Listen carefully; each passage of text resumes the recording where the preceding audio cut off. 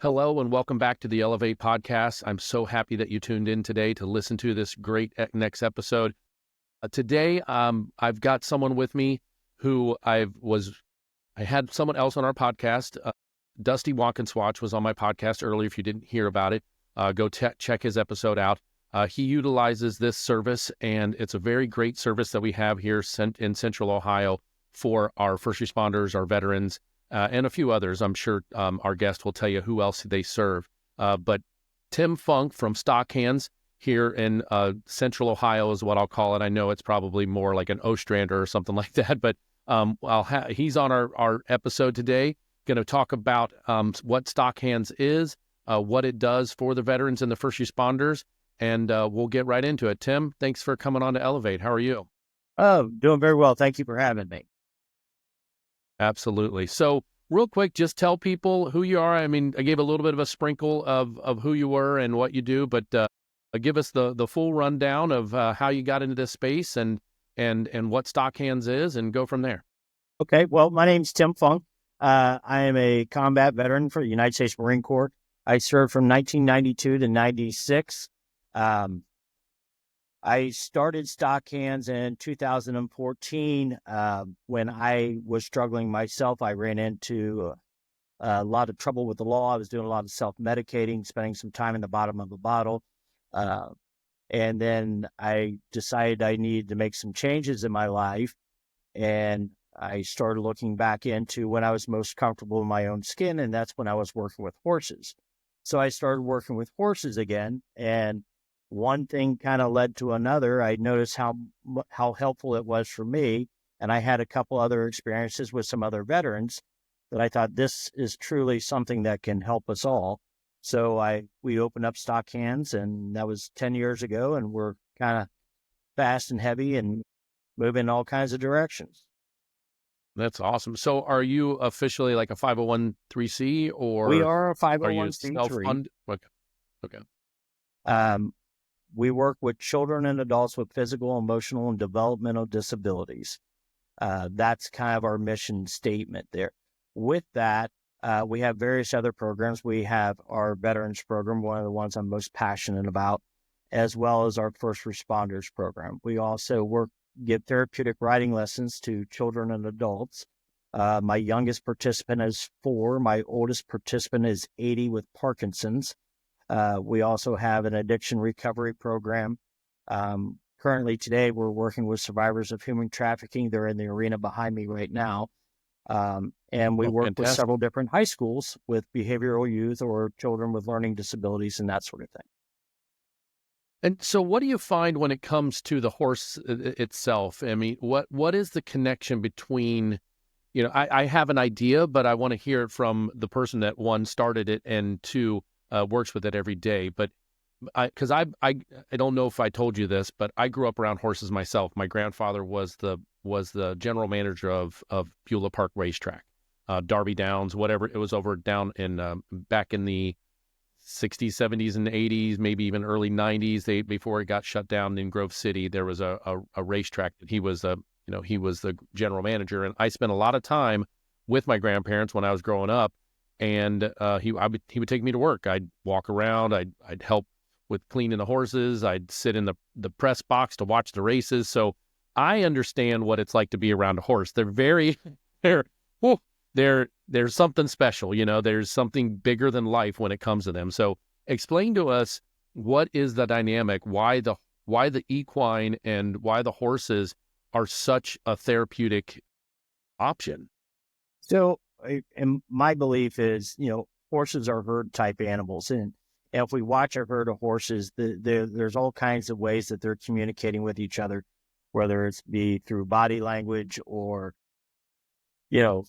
nickering or something like that. But the one thing that really strikes me is them reading each other's energy. So a horse is they're going to mirror your emotions, so to speak. So if I'm nervous, anxious, angry, scared, whatever, that horse is picking up on that. Our horses can feel our heartbeats from up to 4 feet away, which is really impressive. So I've never heard that. That's amazing. Our heartbeats. Hear it or feel it? I'm going with feeling it. As far as the energy, some people say hear. I'm like, yeah, I think it's more of a feeling, Because if we think about with a horse, they are so sensitive as far as feeling and touch and things like that. A fly can land on a horse's rump and they can twitch one little muscle and get that fly to go away, right? Right. So with that, feeling those emotions and mirroring our emotions, they're prey animals. So if they're feeling that there's something wrong, they're up to, hey, I need to be ready to run and get away. Or there's that horse that says, hey, I've seen this before. I understand what you're feeling. And I'm confident enough in myself that I can help us get through whatever obstacles in front of us. So with the horse, when we're starting working, whether it's a veteran, first responder, or anyone actually, one of the first things that we're doing is we're introducing them to the horse. And we start out with basic horsemanship type stuff. So the first thing we're going to do is we're going to go ahead and get that horse out of the stall and we're going to start grooming it. Once we start grooming it, we're starting to feel that sense of calm and being comfortable and all that. And that opens up the for more conversation about what's going on. Right. Yeah, that's incredible. And and when we first spoke and through social media, there's a very much of a full circle going on here, folks that are listening. Tim's wife, I won't say her name or anything like that. I'm not sure how private she is, but Tim's wife and I went to the same church when we were kids. She's a couple years younger than me, probably. I know her sister was probably my age. So your sister-in-law. But yeah, so this is a full circle moment for me because my grandfather was the vice president of Beulah Park Racetrack as I was growing up, and was all I remember him doing ever until he retired. It was their main church. So, of course, my grandparents' main church was my family's main church. And, your mother-in-law was our organist in our church. So Yeah. your wife's family was a very well-known family in the church, and always so friendly and always so nice. And, kids will be kids when it comes to when we were taken out of the service and we go to the little Sunday school thing. That's where we got to know each other. And I don't know where they grew up. I just knew that I went to that church down in a little bit south of where I lived and grew up. And it's so funny to now be here. I am, I mean, gosh, I'm 52. So we're looking at easily 45 years of knowledge of your wife's family. And I think she's a nurse, right? She's a nurse. Okay. And she's I also thought one she of was a our nurse. co-founders. Of course. Yeah.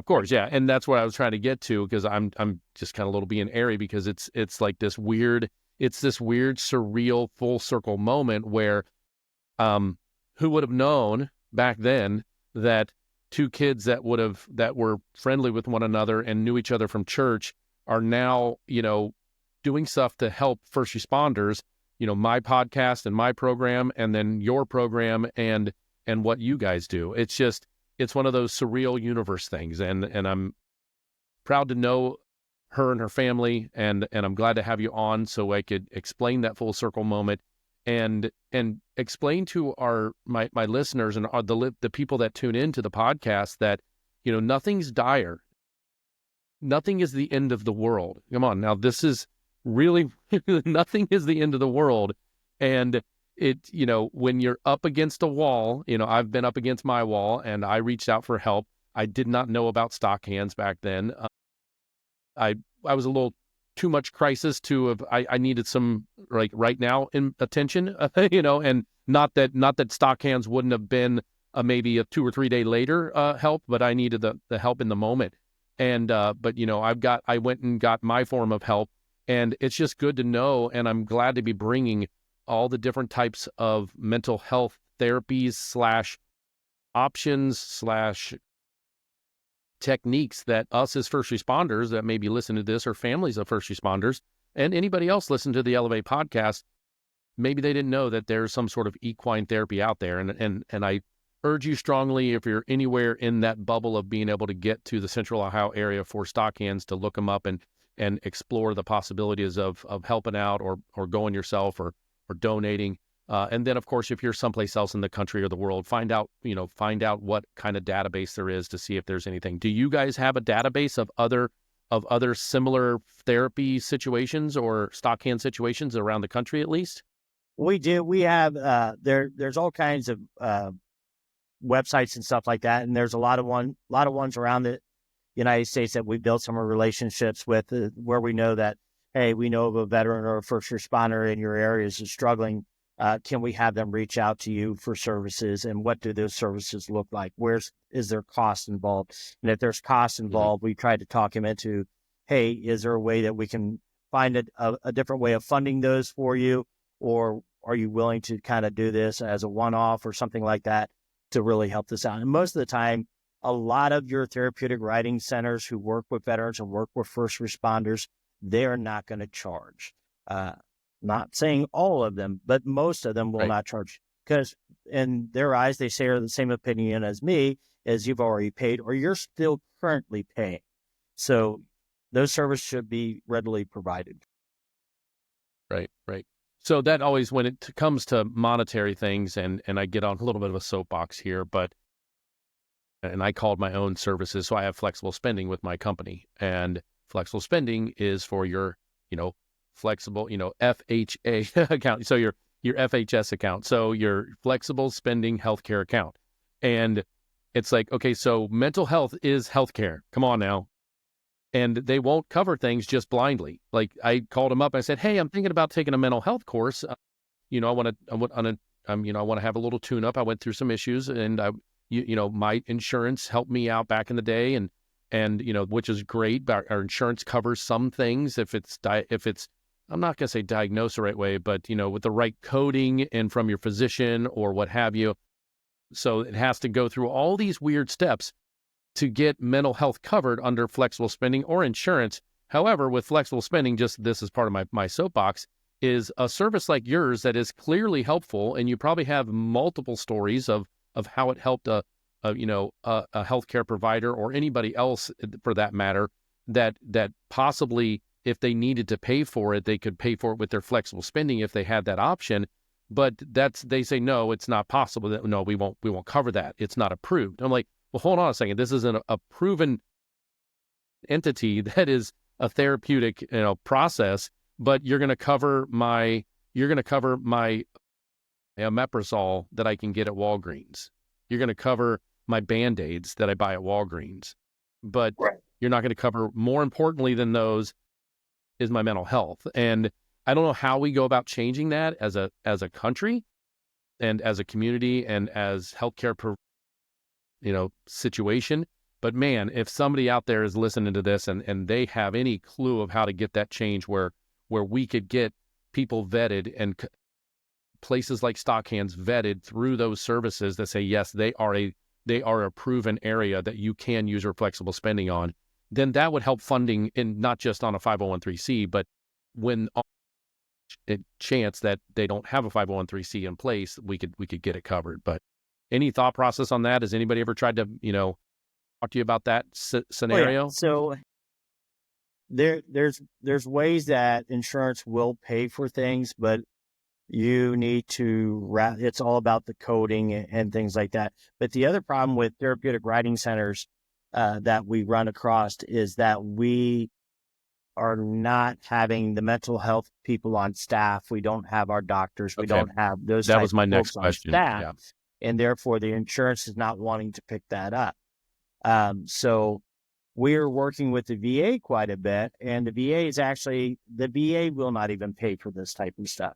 They will go ahead and refer you over to us and allow you to come over and do that, but they won't pay for it. So with the VA currently, they're getting creative, which I really, really like the out-of-the-box thinking. So they have a program called Whole Health. So Whole Health has a certain budget where they can go out and do certain activities with their participants that are there looking for mental health. So we were able to tap into some of that and have a group of individuals come out from the VA and to go through this process, as well as recreational therapy. They'll pay for disc golf, but they're still on the fence about paying for equine horse, any type of horse related activity, because they see it as a greater risk of injury or something like that than Frisbee golf. So even though within those groups that we're servicing, I could throw a shoulder out just as much. No. Exactly, especially at my age, Right. but with some of these groups that we're working with, they're not necessarily getting on the horse and riding, and it's not Right. They're this isn't caring for it, being Yellowstone. We're around the not horse. Yeah, exactly. right. So we do a lot more groundwork type activities with those. If you're wanting a little bit more riding or driving, we have other events for that as well. We have our Veterans Night, which is on the first and third Friday of every month. Our First Responders Night is on the second and fourth Friday of every month at 6:00. It's basically an open house type concept. If you want to come in and learn to ride, we can help you with that. If you want to come in, learn how to harness and hitch up horses and drive, we can help you with that as well. There's really no pressure there. Where the Veterans Program and the First Responders Program differ a little bit, our veterans, we generally like just the veterans to come out. The First Responders Programs is more family oriented, because our first responders are spending so much time away from their families and stuff like that. We want to be able to make sure that they can have a pro-social type of activity to do with their family and get in there. But while they're doing that, they're getting something for themselves as well. And they also say, hey, can I come out and just for myself? When's a good time for that? And then we schedule those type of appointments where they come out. And again, we're staying in our lane mental health wise. We're just teaching basic horsemanship, letting the horse be the therapist. Gotcha. Okay, so there's not an official therapist there that if someone needs something more than what they're being provided, it's not like they can go and have like a little session Yes or anything like that. Yes and no. Okay. If we know that that's an issue and that we need someone out here to do that type of stuff, we'll generally bring one out. We know ahead of time that, hey, this is going to be a high volume night. We can reach out to the vet center, and the vet center actually comes somebody out. With the first responders, we work within their organizations as well to try to make sure, like Mick Yinger with the bridge and stuff like that. Mm-hmm. If I know that someone's struggling, I can get a hold of Mick and say, hey, I've got this individual who's having a rough time. Can you help us out? And they're Johnny on the spot and helping us all that. Same with the Save a Warrior folks. Right. Yeah. Which great program that I finally met the people from Save a Warrior last year at the Phoenix project. They just announced the Phoenix project for next year. You were there, or I thought you guys had a table there. We did. I can't remember I'm pretty sure you did. I wasn't there. They had me doing something else, unfortunately. Yep. Yeah. Great conference. A great, that hopefully, I think the church that they chose to go to this time is going to be bigger than one church. So I think they're going to be able to accommodate a lot more people this year, even though they doubled in size in 1 year, and now this is year three. And I really truly think that people are striving. I was at a conference last week, and I overheard a medical director talking in a group we were all in, and he said he's got his guys and gals in his department are begging for something more in the mental health space to understand what's out there. And I introduced him to my podcast. He was like, wow, you have a podcast about this? I go, yeah. And he's like, I really want to, can I share it? I'm like, yes. I'm like, please share the podcast. I want to get my podcast as popular as any of the other, first responder and mental health podcasts that are out there in the world, because we have such I'm using the word stigma still because that's the big label, but I'm trying to get it changed in my own mind, in my own community, to normalizing the conversation. I want to normalize this mental health conversation amongst police, fire, EMS, veterans as well. Just in general, let's normalize. It shouldn't be something that we can't talk about. And for them to be able to, for us to be able to have a podcast and talk about this openly, and then at a conference that he's putting on and sharing information with his team, there's somebody there that this may be the right avenue for them to hear what kind of help's out there. The stories, the people that felt that they were going to be shunned or picked on. I'm not saying that doesn't go on still, but we need to start normalizing this so that can get squashed as soon as we can. So when it comes to actually, what type of training you and your wife did to get this started. Like, talk a little bit about the beginning days of this, of Stockhands. When we first started, at the time, there wasn't a whole lot of funding for veterans, and there wasn't a whole lot of funding for first responder type programs. So what we ended up doing, and our love of service and giving back, is we also started working with children with developmental disabilities. So that kind of kickstarted it for us. As far as certifications and stuff, we went through an organization called PATH. PATH is Professional Association of Therapeutic Horsemanship. Now, they are kind of the ones who regulate the therapeutic industry, so to speak. All of our folks that do any type of facilitating or lessons, they are certified through them as a riding instructor. Now, the problem with PATH is they do not teach you how to do a therapeutic riding lesson, or do not teach you how to facilitate a group. So there's a lot of out-of-the-box type thinking, a lot of lived experience. And I think what we found out with our first responders, our veterans, and our addiction recovery and those type of mental health programs is peer support is the best way to go. So we have a lot of peers involved in this, but we also have aligned ourselves with other organizations like Salvation Army, Southeast Mental Health, Safe Harbor, The Bridge, these other organizations that can help us provide the mental health aspect of it. NAMI is another one. Getting with those folks. So we know that we can provide an experience and we're not the front lines. We are more of the support. So we're there to help make sure that whether prior to you getting to a mental health professional, we're there to help support you and guide you to try to get you to the right person. And afterwards, once you start coming back into your own, we're there to help you stay focused and stay down that path. Fantastic. Well, and that's great, and there's tons of stuff that are out there. And when it comes to, what the Elevate podcast was created for, when I started it, was to share that information. And one, of course, I now have an affiliate sponsor, and we're going to hear from them in a second here. But just know that as you're listening to this, don't forget to like, subscribe, share. If you hear something that resonates with you, or you hear something that someone may need these services, or this idea that someone that that loves horses, but they're having some struggle and they didn't know this program was out there, share this episode with them. Let them know about this information. Of course, everything will be in the chat below. In the description below, with links and stuff to find how to get a hold of Stockhands and all the different things. PATH, I'll make sure I get that information in there too. But real quick, just going to jump to our sponsor here real quick, and we'll be right back. Let me ask you a question. Would your life be better if whatever you're struggling with, you could finally break free of? So what am I talking about? The Funky Five. What's the Funky Five, you ask? It's those oh-so-familiar struggles: procrastination, people-pleasing, perfectionism, low self-confidence, and the one I call the big A, anxiety.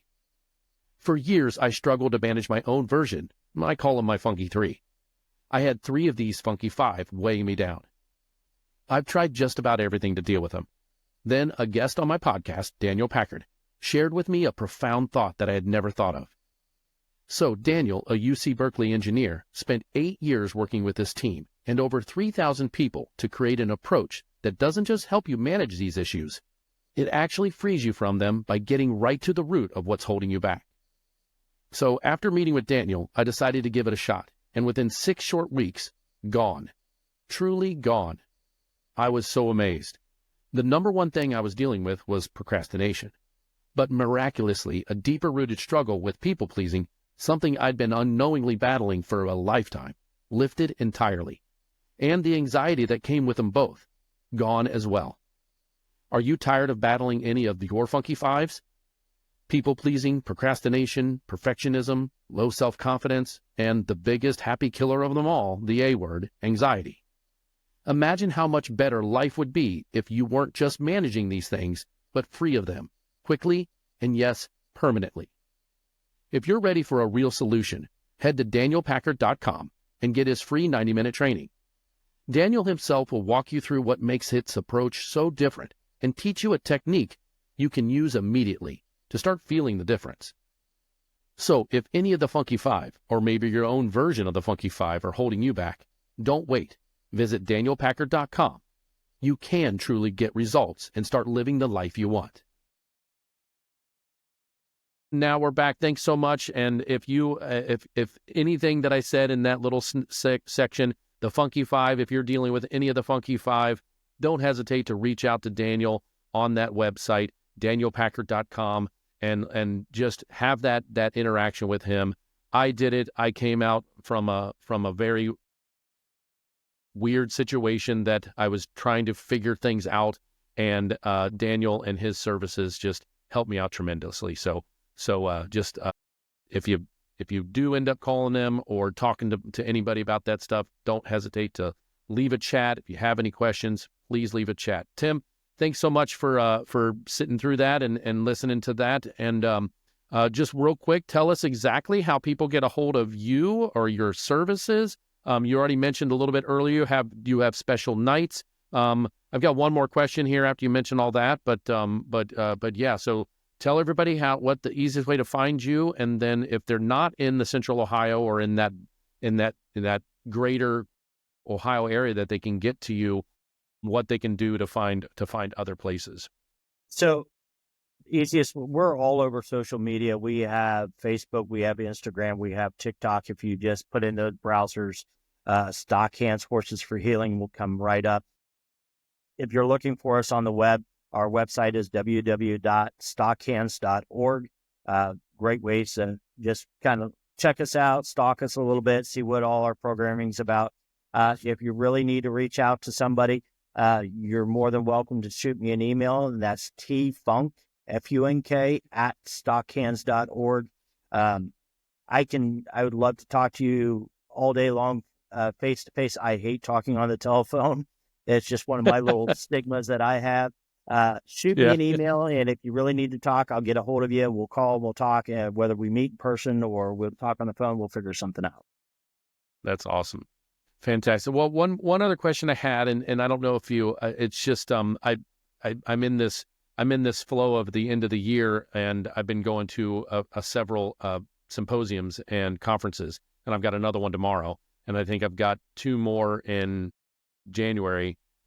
So, do you guys ever, as Stockhands, do you guys ever host any type of conferences or anything like that, like a one-day event where you have speakers come in and then people that are not only part of your system but want to know more about your system, where you kind of blend the two in? Do you guys ever do anything like that? Absolutely. We're always open to working with other organizations, whether right before COVID, 2019, we had what we called a Veterans First Responders Service Day, where we invited every type of veterans organization, every type of first responders organization come in, set up a table. We had some food trucks and some things like that brought in. So basically, we could get everybody to know about all the other organizations and know about all the other different ways that they can find help. Whether we know that horses aren't for everyone, but so we want to make sure that if there's a veteran or a first responder that needs some help, that, hey, we can point you in the right direction. So we're open to have any type of organization come in and partner with us. If they want to put on, we have plenty of space. If they want to put on, whether it be a TED Talk or have a service fair or something like that, we're all for it. Great. But nothing that you have on like an annual basis that you do specifically through Stockhands. But we have a couple fundraisers that we do. One of the ones, it didn't start out as a fundraiser. We have our Deck the Stalls event. So what that is we kind of decorate the arena and all that stuff. There's pictures with Santa Claus and a horse. And we also have we call them pony rides, but we actually use full-size horses and do pony rides for kids and stuff like that as well. Some of the other things that we do, if you just want to come in and check us out, we also have what we call a Read to the Horses event. And that's the second Saturday of every month. We open up the doors. We have a total of 34 head of horses here. All the horses are in. There's chairs set out in front of their stalls. If you have a young one who you just want to come out and let them read to the horse or draw or paint. But it's also a great way for those folks who are like, I'm not really sure of this type of therapy, or this type of activity for me. I don't know if it's for me. It's a good way for them to come in, test the waters, and go from there.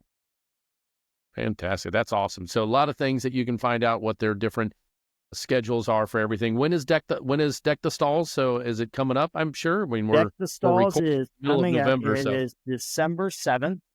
Okay, we'll get this episode on before December 7th. So it's all on our website. So you can go website, Facebook, and all that stuff. So you can check that out.